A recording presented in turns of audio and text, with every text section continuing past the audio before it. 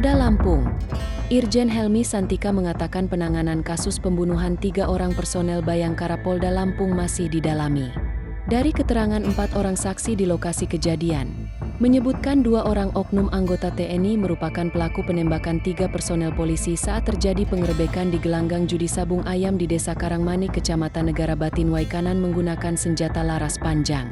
Di lokasi kejadian ditemukan 13 longsong peluru, antara lain 8 butir peluru kaliber 5,56 mm, 3 butir kaliber 7,62 mm dan 2 butir kaliber 9 mm.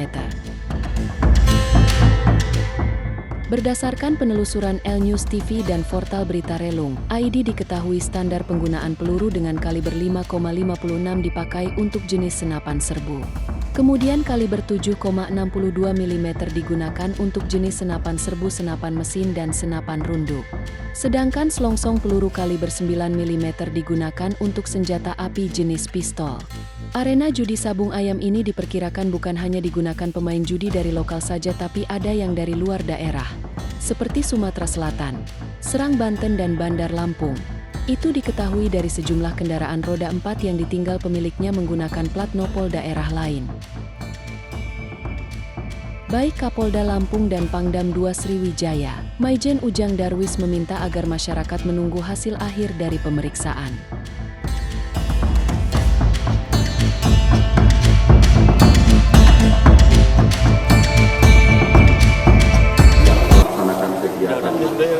Pembubaran itu dari 13 orang itu terdapat 4 orang saksi yang dalam keterangannya melihat bahwa 4 orang saksi yang dalam keterangannya melihat bahwa oknum tersebut melakukan penembakan. Bentar Bang, iya Bang, ya. Dengan menggunakan senjata laras panjang. Kita coba lakukan semacam prarekonstruksi dari jarak berapa Anda melihat. Ada yang dari jarak kurang lebih 6 meter, kemudian ada yang kurang lebih 13 meter, 5 meter, bahkan juga di antara saksi itu ada yang kenal. Sehingga dia bisa dengan cepat mengetahui bahwa ini adalah oknum tadi. Kemudian, dari hasil olah TKP, ditemukan beberapa selongsong peluru. Ya. Yang mengelompok, ya, beberapa selongsong peluru yang mengelompok. Jadi ada 2 tempat yang mengelompok, tempat lain memang terpisah-pisah. Yang oleh tim lapor setelah diukur antara posisi selongsong peluru dengan titik jatuhnya korban, di situ ada darah dan lain sebagainya, itu searah, ya. Searah dengan posisi korban. Jumlah selongsong keseluruhan berjumlah 13 selongsong peluru, terdiri dari 8 butir kaliber 5,56, kemudian 8 butir kaliber 3 butir kaliber 7,62 dan 2 butir kaliber 9 mm. Ini semua sudah kami siapkan administrasi penyidikannya dan sudah dikirim ke laboratorium forensik untuk dilakukan proses pemeriksaan Balmed-4. Kemudian juga dari TKP dan dari tubuh korban kita ambil sampel darahnya juga sudah kita periksakan ke lapor. Kemudian dari hasil otopsi ketiga jenazah, di sini hadir Dr. Legowo, nanti bisa kalau misalkan ada yang mau bertanya lebih detail silahkan tanyakan kepada ahlinya. Tetapi perlu saya sampaikan bahwa dari hasil otopsi ketiga jenazah ditemukan luka tembak pada dua orang di bagian kepala dan 1 orang di dada. Yang ketiganya mengakibatkan kematian. Kemudian ditemukan proyektil pada ketiga korban tersebut dalam kondisi 2 terpecah dan 1 masih utuh. Ini mungkin ya, ini masih utuh, ya masih utuh. Terhadap proyektil ini juga sama, kita periksakan ke lapor untuk bisa mengetahui apakah diletuskan atau ditembakkan dari senjata jenis apa, apakah laras pendek, laras panjang, atau apakah pabrikan atau non pabrikan.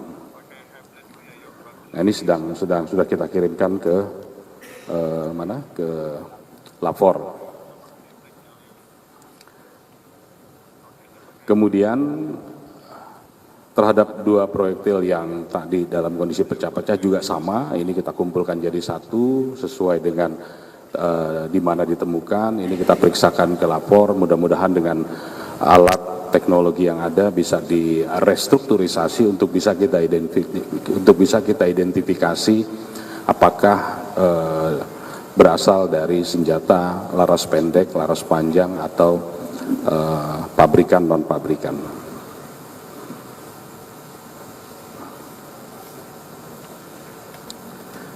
Jadi ini semua yang sudah kami lakukan dan ini juga kita share kepada rekan-rekan dari Korem dan dari Pomdam tentang informasi ini.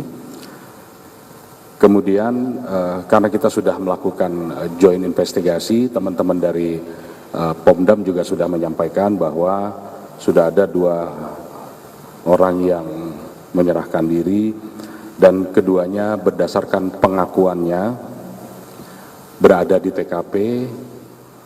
Nah, ini sesuai berarti dengan keterangan-keterangan yang lain bahwa memang ada. Ya, berdasarkan pengakuannya berada di TKP, kemudian juga melakukan penembakan dan membawa senjata api, namun disampaikan senjata api jenis rakitan. Ini yang masih akan kita dalami ke depan, karena semua fakta peristiwa harus didukung dengan alat bukti. Saya ulangi, semua fakta peristiwa harus didukung dengan alat bukti, sehingga semangat kami untuk bisa mengungkap ini, kemudian dengan kebersamaan dalam melakukan penyelidikan, mudah-mudahan bisa memberikan hasil yang bisa memenuhi rasa keadilan bagi semua. Mungkin ini yang bisa saya sampaikan.